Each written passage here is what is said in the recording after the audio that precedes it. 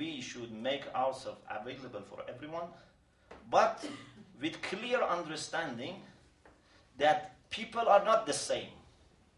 With some people, you have more grounds for work and unity and cooperation. With some people, less. But let everyone join this. This is not something that is, I think, exclusive. If I have not answered enough, please later again ask me about this.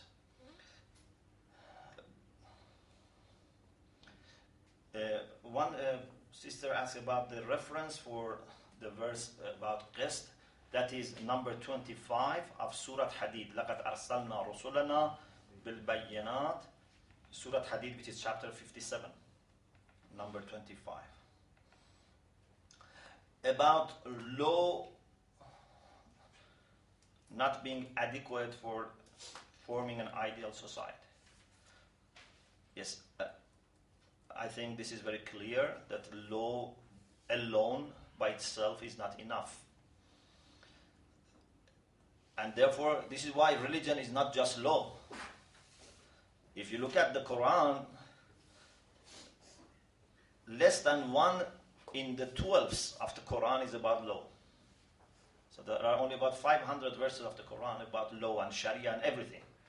So the rest is not law. But this doesn't mean that Islamic law is not spiritual. This is the way that we have made them separate. Otherwise, God's law is as spiritual as any spiritual, school that you can have in the world. God has not made them separate. You find in the Quran they are all mixed. History, law, morality, family, economics, everything is mixed. It doesn't mean that these are mixed physically. No, it means that you cannot separate them in your life. You cannot be a good observer of law without being a spiritual person, and you cannot be a spiritual person without observing the law. Unfortunately, there are people who have tried to divide them. There are people who are, in their understanding, very spiritual. They don't observe law. They say law is for the beginners. We have reached the level that we don't need to observe this law. And this is not true, because the Prophet, more than anyone else, observed this law. So you cannot separate spirituality from law. But you cannot also be satisfied just with law. Law is just the minimum. Law is something which everyone, whether young or old, educated, uneducated, is expected to observe. This is just the bottom line. And Islamic law is also not only criminal law. As soon as we say law, some people, think about beating someone, or, this is not Islamic law. This is maybe less than 1%. Islamic Sharia has some 50 chapters or, sections, and only 3 of them are all about the criminal law. And even those criminal law are not always, implemented and even understood by some Muslims, properly. Therefore, they have not been really helping in other people's understanding about Islamic law. So, my understanding is that, yes, Islamic law and spirituality are very closely interconnected. You cannot separate them. And this is why I say law itself alone is not enough.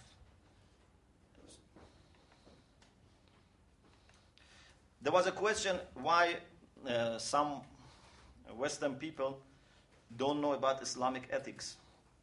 And also there was a suggestion that maybe because Muslim jurists have put ethics in law, therefore it's not studied independently. Law? No, it means that they have somehow undershadowed. What's your question, yeah? Yeah, so law has undershadowed ethics. Yeah. So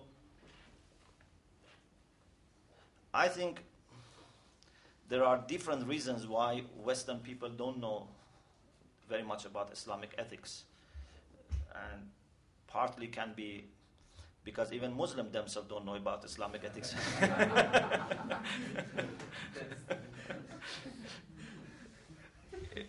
Yeah, it's interesting that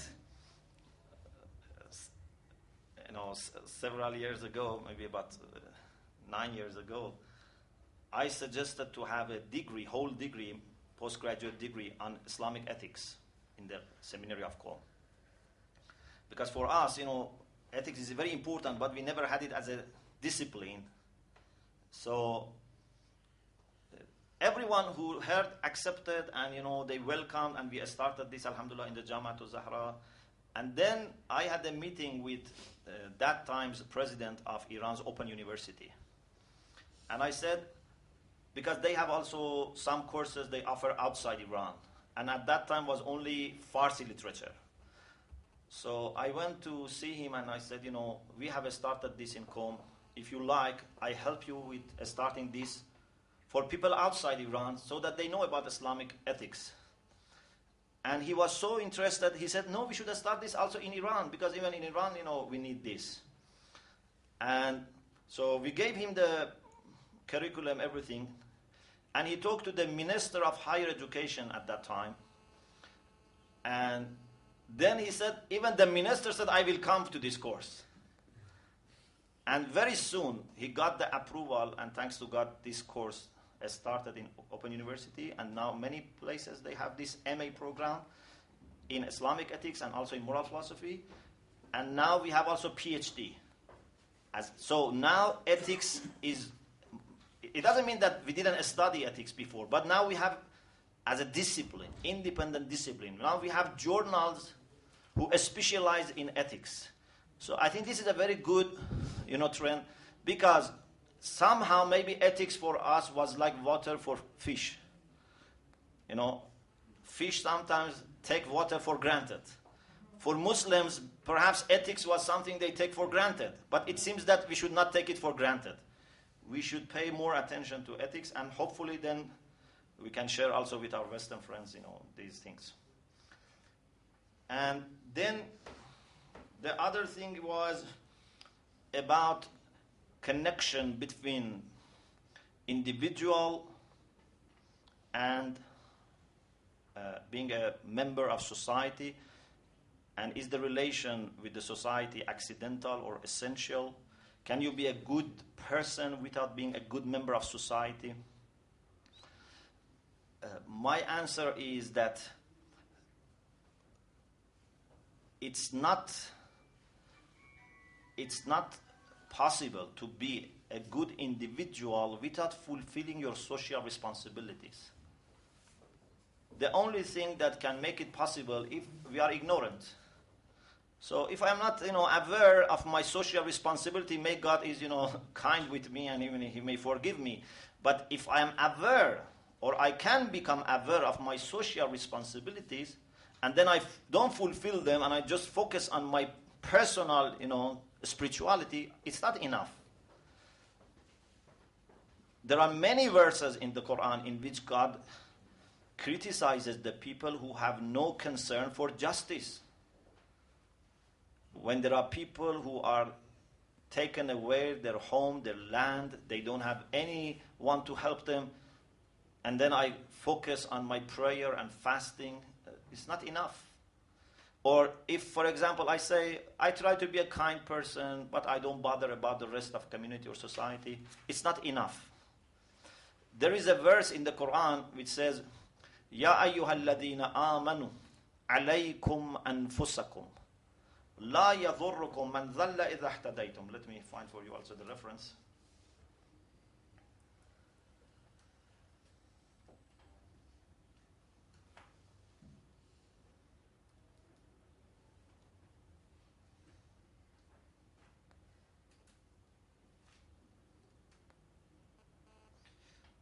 So basically the verse says that, oh people who have faith, be concerned with yourself.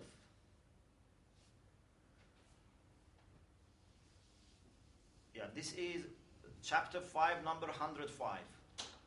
Chapter 5, number 105. Ya ayyuhal ladina amanu, all those who believe, alaykum anfusakum, be concerned with yourselves.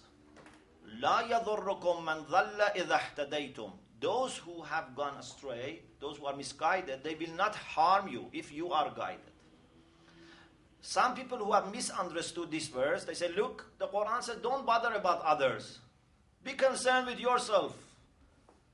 If you are good, then nothing harms you. But this is wrong. Allama Tabatabai makes it very clear that to be concerned with yourself means to be concerned with your responsibilities, personal, social. If you perform your obligations, then nothing will harm you. If I do my best in my personal, social, family life, everything related to me, then if there are people who are not happy, if there are people who oppose me, if there are people who even kill me or imprison me, it's not going to harm me. What can they do?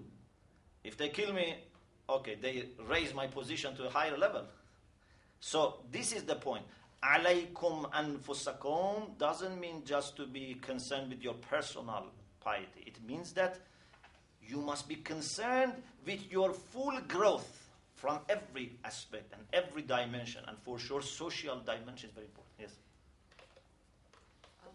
Sorry to interrupt. I just wanted to say though that what happens when you are concerned with your society, but you find that you're putting 100 as much effort as you can into trying to make things better, and you see after a period of time that the problems keep being generated, that it sometimes seems that it's very, very difficult to get people to cooperate or to think differently, and you get drawn into this dispute, that dispute, then your stress levels go up, and it doesn't seem to produce anything positive. So you come to the point where you say, okay, there's nothing I can do, so I have to do something in a different way. What should we do? Yeah. First of all, we should be prepared for this, because the greater your task is, the greater patience you need. If you want to just maintain or achieve your piety, it's much, much easier than working for the good of the community and society. And therefore, the Prophet sallallahu alaihi wasallam said, "Shayyabatni Surah Hud." The chapter Hud made my hair white. Why? Because in chapter Hud, God says, "Istaqim kama umirt waman taba ma'ak." In two places, God says to the Prophet, "Istaqim," you must be persistent. But the Prophet says only one of them made my hair white, because in the one which is in Surah Hud says also "waman taba ma'ak." It means that for the Prophet to be persistent was not very difficult. But when he is asked to be persistent with his people, this makes him, old. So it's very difficult. If you want to make sure that your people and, community are acting in the way that Allah subhanahu wa ta'ala wants, it's much more difficult than, just securing your own, piety. So we have to be very patient. We have to not expect, quick fix. This is not something which can be quickly fixed.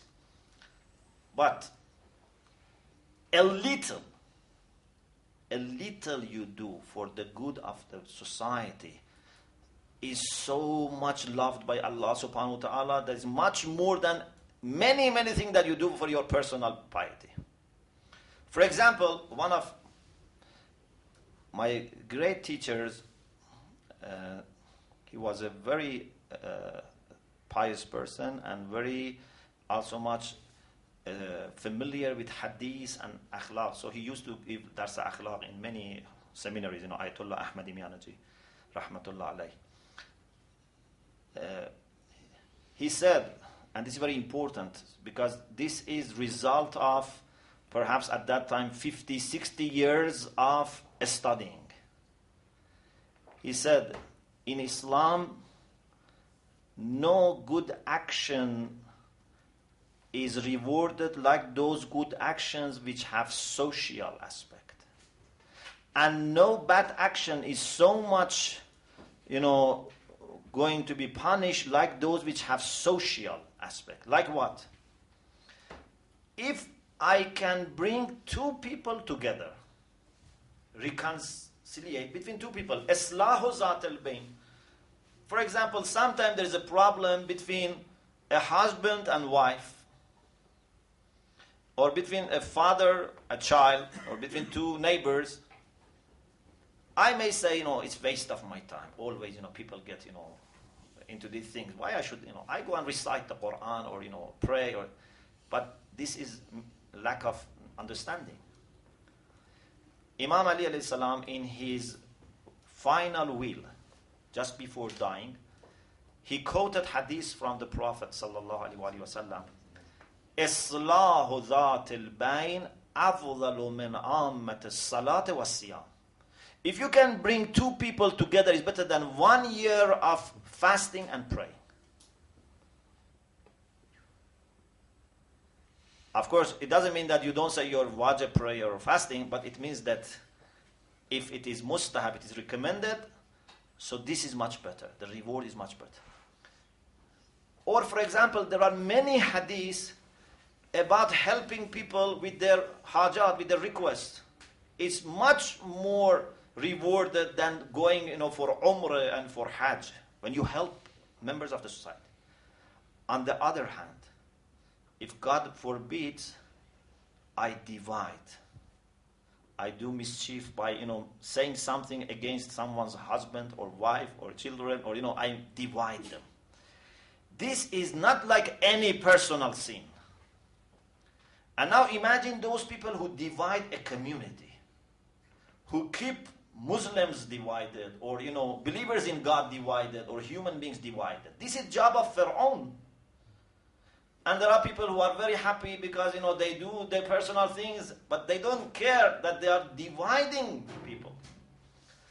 So, a little you can do for bringing people together is so important that it's worth, trying and putting your energy. But my understanding is that you should not do this individually, because it is, I think, against the whole point.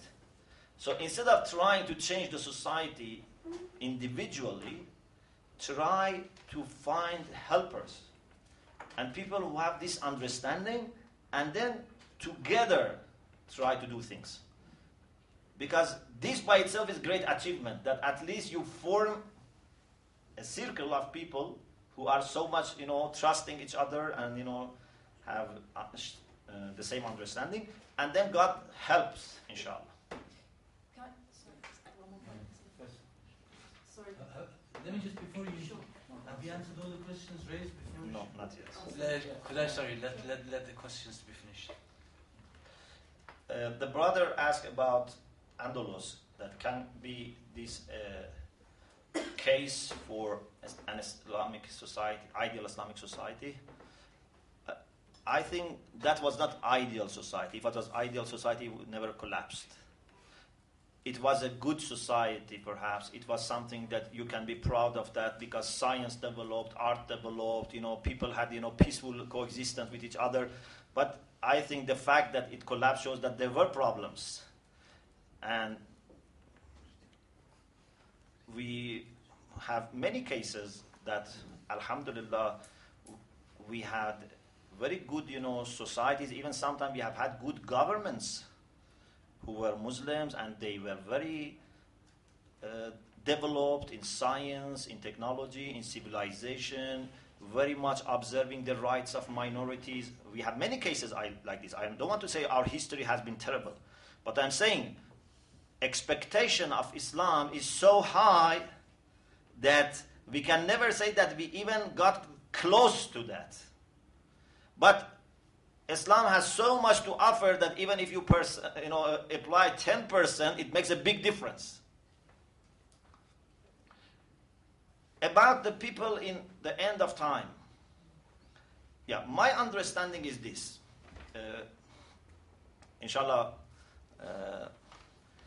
if you are interested, I had 12 lectures about the end of time in London, and it's available online, about the globe before and after the advent of Imam Mahdi.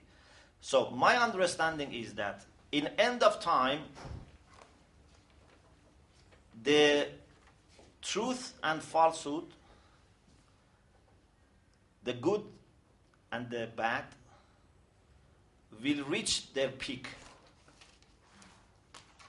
So you would have the best of the best, generally speaking, and the worst of the worst in that time.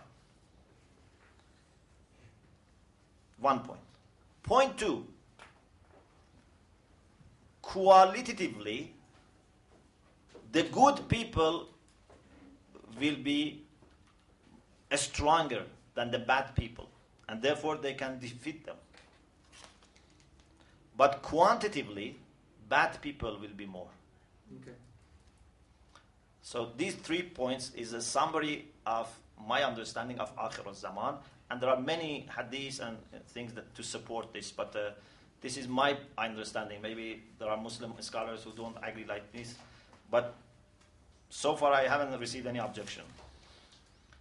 I think this is something that at least I cannot, predict right now, and I don't think any person would be decisively able to predict. And I think it is also not very important. I think if there are people who have achieved those values that I said, it would not be very complicated to rule such society. If you want to rule a society that people are, unjust and, people who don't observe rights of each other, and you want to police them, it's very difficult. But if it is a government which is mostly run by morality and by people wanting to help each other, it's not very difficult. There is a verse in the Quran about beginning of Sharia. According to this verse, Allah says that كَانَ النَّاسُ أُمَّةً وَاحِدَةً. At the beginning, people were just one group, one nation. Then they started disagreeing. فَبَعَثَ اللَّهُ النَّبِيِّينَ. Then God sent them the prophets to give them code of law. And according to Al-Mustafa, commenting on this verse, شَرَعَ لَكُم مِّنَ الدِّينِ مَا وَصَّى بِهِ نُوحًا, he says the first Sharia was given to Noah. Before Noah, there was no Sharia. There was religion, there was guidance, there were prophets, but no Sharia. Why? Because before that, people didn't fight with each other. Society was smoothly run, not very complicated. There was no need. So, I think in an ideal society, you would need least amount of policing and, having rigid structure of power, and these kind of things. I think most of the thing will be automatically, handled, but for sure there must be a system as well. In Iran, we had a city which had very good reputation for having no case in the court for many years. The people are very religious and pious, and the city of Mahallat. So for Mahallat, yeah, it's central Iran. Yes. So, we love such thing to be. We don't want, just to police people. It's really something wrong that we need to police.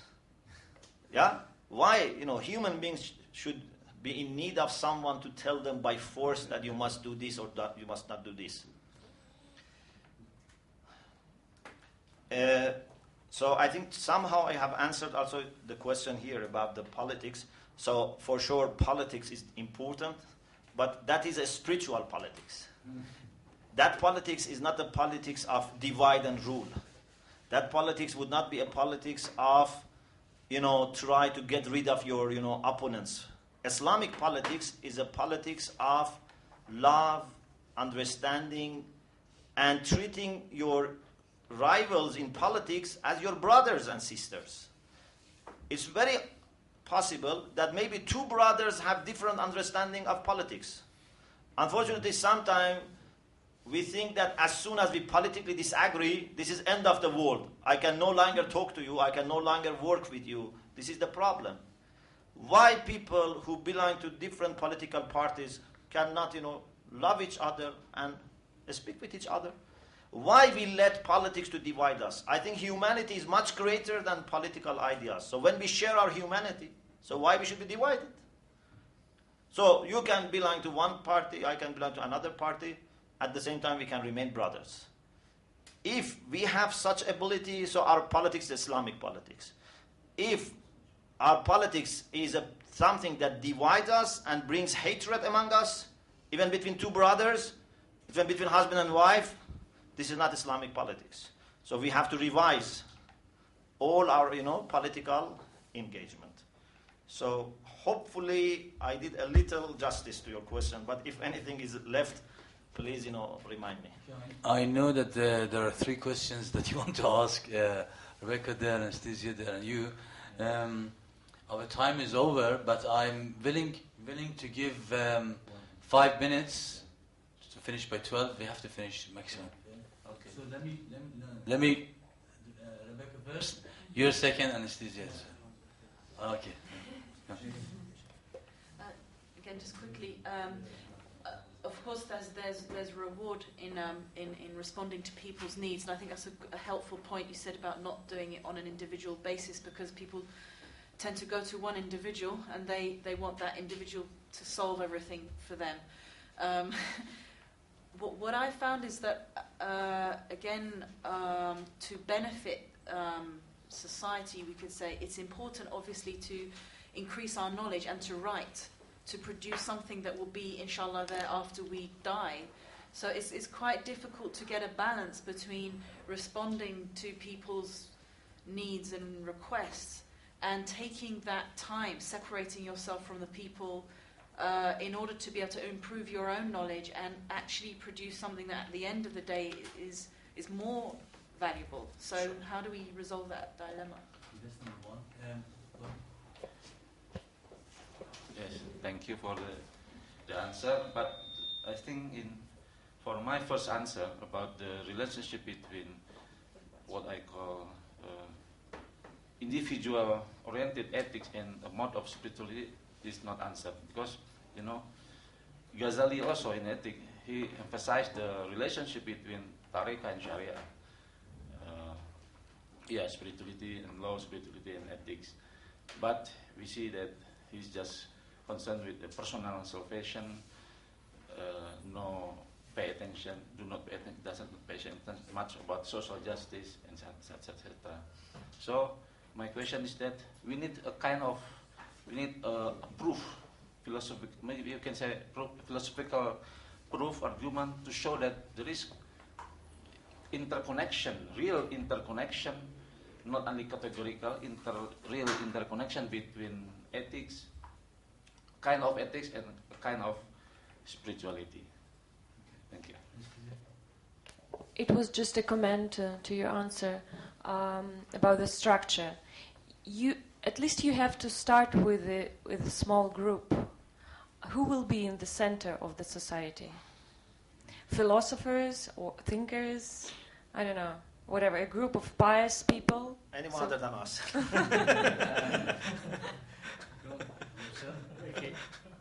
Okay, I think, through your discussion, what I understood is, there is a lack of division. Islam doesn't endorse divisions. But I think, how would you encounter, again, I would be coming up with the saying of the Prophet. He says, اختلاف أمتي رحمة. Then I think on the Quran, as we were talking about inclusiveness and the issue of the other, and I think the part of the Quranic verse you recited, and I think there remained one part I think that was left, رُحَمَاءُ بَيْنَهُمْ, but I think before that, أَشَدَّاءُ عَلَى الْكُفَّارِ. Now, how would we, encounter these issues of division? Thank you. All right, thanks very much. We have 5 minutes. Okay, about how to find the balance between the work that we want to do, like a study or, looking after our own piety, and the work for society. I think these are not necessarily separated, because when you have this intention that you want to improve the society, even when you study or do something, like that, it's for the society. So basically, my mentality must not be that I want my success. My mentality is that I want the success of the community, because this is the most pleasing thing to Allah subhanahu wa ta'ala. Allah wants me to work towards the success of the community, but without sacrificing your own piety. This is not what Allah wants. So we are not like Marxists that we forget the individuals, but we think that the individuals have better chance of perfection when they act as part of the society. And this is much more closer to the idea of servitude to God. Because, like Shaitan, for Shaitan to worship God was very easy. But to have someone in between and showing his love for God by prostrating for Adam was not possible. So for many of us, to pray and fast is easy. But to go out of our way to meet the need of brothers and sisters, or to bring the community together, is very difficult. So this is, I think, something that we have to remember, and of course we have to find a way to strike a balance. Perhaps something that can help is consultation, because sometimes I may not be able to decide for myself, but when I come to you, you can better can give me the idea, because you are not emotionally involved with my decisions. And perhaps the same happens to you, and I can help you, with your case, or someone else. Sometimes it's not a matter of who knows more or